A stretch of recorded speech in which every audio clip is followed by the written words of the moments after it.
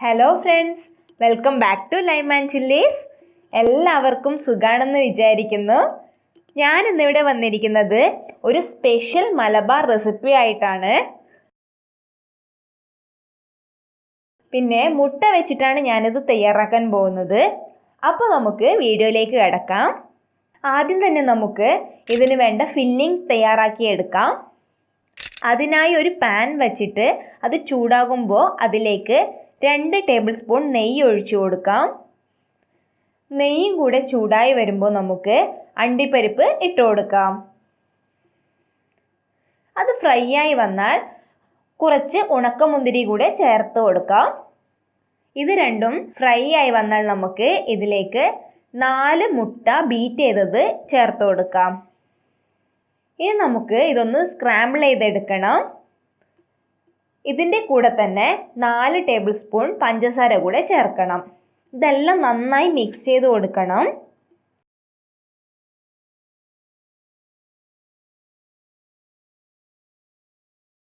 അപ്പോൾ ഇതെല്ലാം നന്നായി ഫ്രൈ ആയി വന്നിട്ടുണ്ട്. നമ്മുടെ ഫില്ലിംഗ് ഇവിടെ തയ്യാറായി വന്നിട്ടുണ്ട്. ഇതിനെ ഒരു സൈഡിലേക്ക് മാറ്റി വയ്ക്കാം. ഇനി നമുക്ക് ഇതിന് വേണ്ട ബാറ്റർ തയ്യാറാക്കി എടുക്കണം. അതിനായി ഞാൻ 1 കപ്പ് മൈദയാണ് എടുത്തിട്ടുള്ളത്. 250 ml കപ്പിലാണ് അളന്നെടുത്തിട്ടുള്ളത്. ഇതിലേക്ക് ഒരു മുട്ട പൊട്ടിച്ചൊഴിച്ചു കൊടുക്കാം.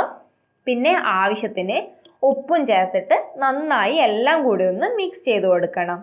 ഇനി ഇതിലേക്ക് കുറച്ചായി വെള്ളം ചേർത്തിട്ട് ഇളക്കി കൊടുക്കാം.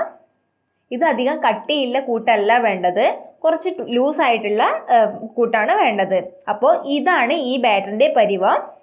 അപ്പോൾ നമുക്ക് ഈ ഒരു പരുവം ആവുന്നത് വരെ വെള്ളം ചേർത്ത് കൊടുക്കാം. ഇനി നമുക്ക് പാൻ കേക്ക് ഉണ്ടാക്കിയെടുക്കണം. അതിനായിട്ട് പാൻ ചൂടായി വരുമ്പോൾ ആദ്യം തന്നെ ചെറിയ ഒരു പാൻ കേക്ക് ഉണ്ടാക്കിയെടുക്കണം. ഇവിടെ ഞാൻ 3 സൈസിലുള്ള പാൻ കേക്കാണ് ഉണ്ടാക്കാൻ പോകുന്നത്. എന്നാലേ നമുക്കിത് ബോക്സ് പോലെ ഉണ്ടാക്കിയെടുക്കാൻ വേണ്ടി സാധിക്കുള്ളൂ. അതുകൊണ്ടാണ് ആദ്യം തന്നെ ചെറിയൊരു പാൻ കേക്ക് ഉണ്ടാക്കിയെടുക്കുന്നത്. അപ്പോൾ ഇത് നമുക്ക് പെട്ടെന്ന് തന്നെ വെന്ത് കിട്ടും.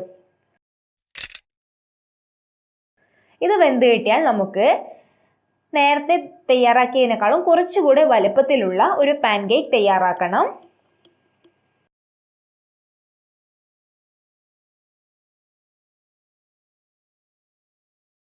അപ്പോൾ അതും തയ്യാറായി വന്നിട്ടുണ്ട്. ഇനി മൂന്നാമതായി അതിലും വലുതായ ഒരു പാൻ കേക്ക് ഉണ്ടാക്കിയെടുക്കണം.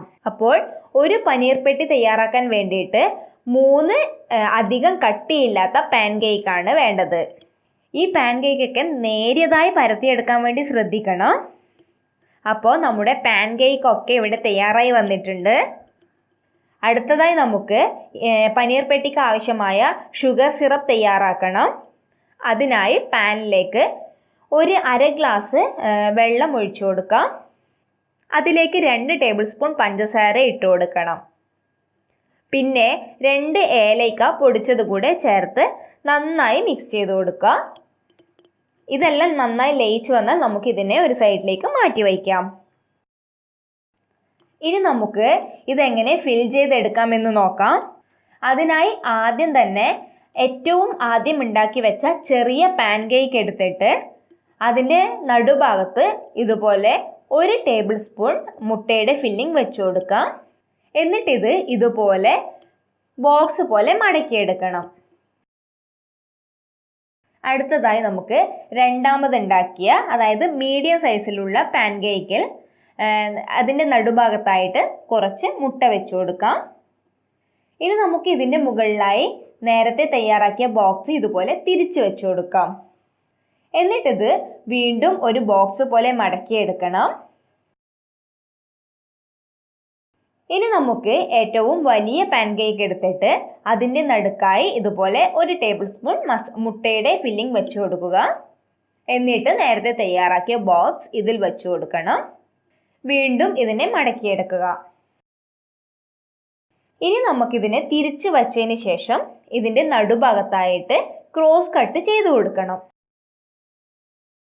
ഈ കട്ട് ചെയ്തതിലൂടെ നമുക്ക് ആവശ്യത്തിന് ഷുഗർ സിറപ്പ് ഒഴിച്ചു കൊടുക്കാം. ഒരു 1-2 ടേബിൾ സ്പൂൺ നമുക്കിതിലേക്ക് ഒഴിച്ചു കൊടുക്കാം.